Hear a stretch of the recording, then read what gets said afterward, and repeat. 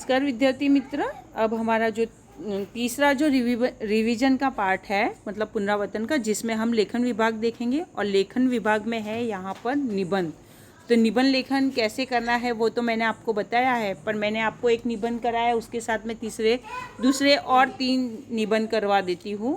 तो इनमें से कोई आपको एक निबंध लिखना है, ठीक है। तो पहले यहाँ पर है दूसरा निबंध, बस स्टैंड पर आधा घंटा।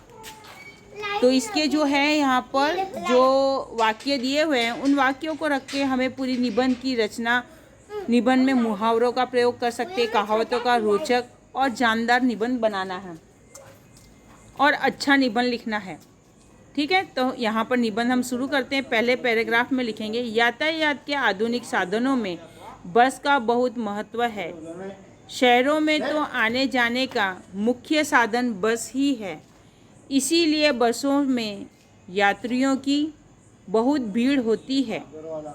कभी कभी तो इच्छित बस मिलने में आधा घंटा 1 घंटा भी लग जाता है। मतलब यहाँ पर जो है पहला पैराग्राफ पूर्ण होगा हमारा।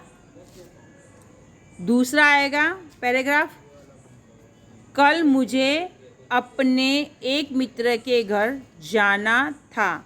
मैं बस स्टैंड पर कतार में खड़ा हो गया। मुझे 130 नंबर की बस पकड़नी थी। उस स्टैंड पर कई दूसरी बसें भी आती थी। तीसरा पैराग्राफ देखेंगे, काफ़ी देर हो गई पर बस नहीं आई।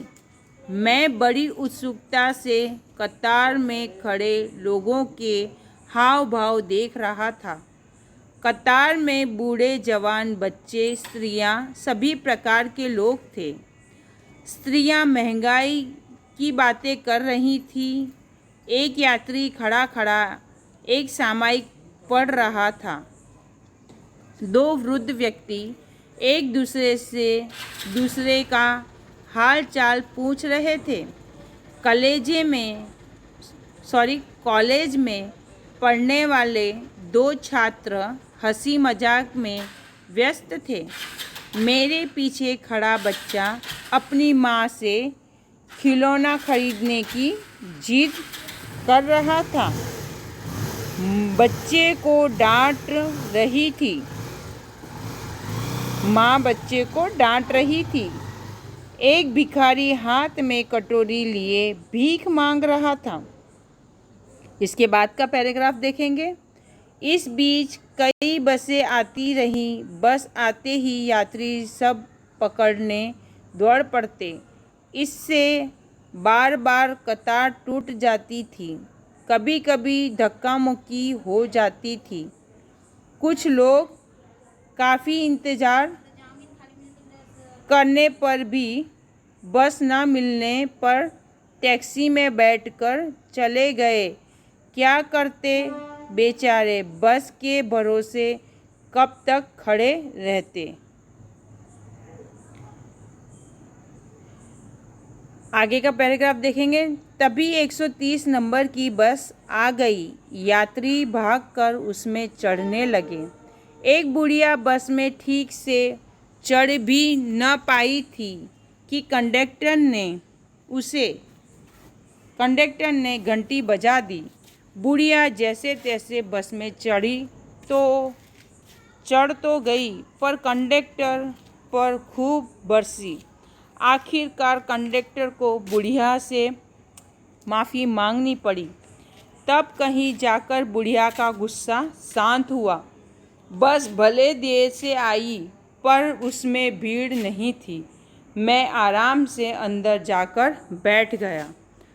सचमुच बस के इंतज़ार में बस स्टैंड पर आधा घंटा बिताना एक बहुत ही रोचक अनुभव है।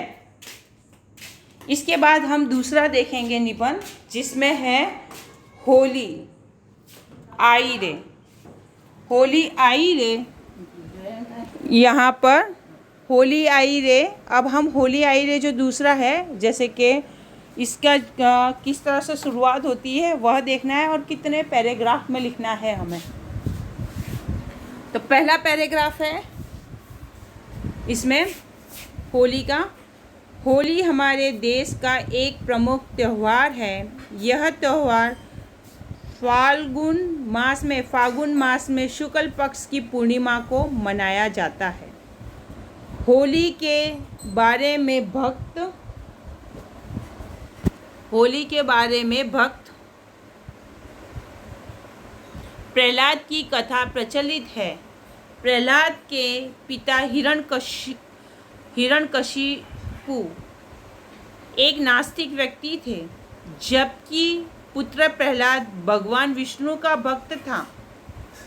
यह बात हिरण्यकशिपु को पसंद नहीं थी, इसीलिए उसने प्रहलाद को आग में जला देने का निश्चय किया। हिरण्यकशिपु की बहन होलिका को वरदान मिला हुआ था, जिससे आग उसको नहीं जला सकती थी।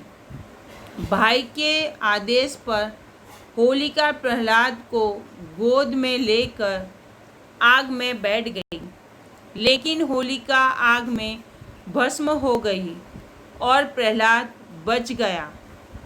आसुरी शक्ति पर देवी शक्ति का विजय हुई। लोगों में आनंद छा गया। तभी से होलिकोत्सव का प्रारंभ हुआ।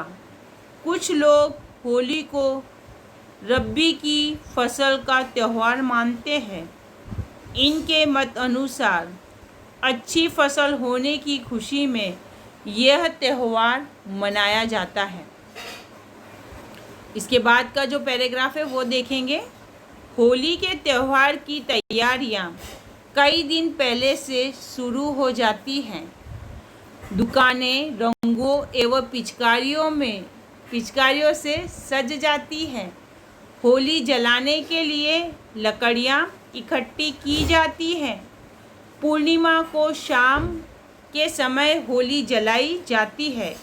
सुहागन स्त्रियां नारियल, कुमकुम, चावल और नए अनाज के होली की पूजा करती हैं। अनाज से होली की पूजा करती हैं। बच्चे, बूढ़े, नवयुवक सभी उत्साह में आकर गाने बजाने तथा नाचने लगते हैं। होली के दूसरे दिन धुलेटी मनाई जाती है। इस दिन खूब रंग गुलाल उड़ते हैं। लोग एक दूसरे पर रंग छिड़कते हैं। लोग प्रेम से एक दूसरे से गले मिलते हैं। होली के उत्सव में जाति पाति और धर्म का भेदभाव मिट जाता है। इसके बाद का पैराग्राफ देखेंगे। होली के साथ कुछ हानिकारक परंपराएं भी जुड़ गई हैं। होली के अवसर पर कुछ लोग भद्दे गीत गाते हैं। कुछ लोग रंग के बजाय एक दूसरे पर कीचड़ डालते हैं। कुछ लोग वैशिले रंगों का भी प्रयोग करते हैं। ये रंग आँखों एवं त्वचा को नुकसान पहुंचाते हैं। हमें इन बुराइयों से बचना चाहिए। वास्तव में होली वसंत ऋतु का रंग बिरंगा त्यौहार है। यह हमारे जीवन में उल्लास और प्रेम का रंग भर देता है। सामाजिक एकता, उल्लास और उमंग की दृष्टि से होली अपने आप में एक अनूठा त्यौहार है। होली का त्यौहार हमें यही संदेश देता है कि सारे भेदभाव भुलाकर एकता के रंग में मिल रंग जाओ। तो यहाँ पे दूसरा निबंध पूर्ण होता है और अब हम तीसरा देखेंगे। यदि परीक्षा ना होती, है ना, तो इसके ऊपर जो है पॉइंट दिए गए हैं, वाक्य दिए गए हैं, उन वाक्यों के प्रयोग से हमें निबंध पूर्ण करना है। तो मैं यहाँ पर पहले पैराग्राफ में कैसे लिखना है वह पढ़ के आपको बताती हूँ और आपको वैसे ही लिखना है।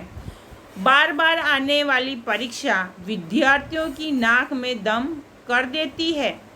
कसौटी परीक्षाओं तथा सत्रांत परीक्षाओं का सिलसिला छात्रों को चैन नहीं लेने देता। यदि ये परीक्षाएं ना होती तो कितना अच्छा होता। सिर पर परीक्षाओं का बोझ न होता तो बस आनंद ही आनंद रहता। मगर परीक्षाएं ख़त्म कर दी जाए तो फिर छात्रों की प्रगति की जानकारी कैसे मिलेगी? छात्रों को अगली कक्षा में तरक्की किस आधार पर दी जाएगी? इसके बाद का पैराग्राफ देखेंगे।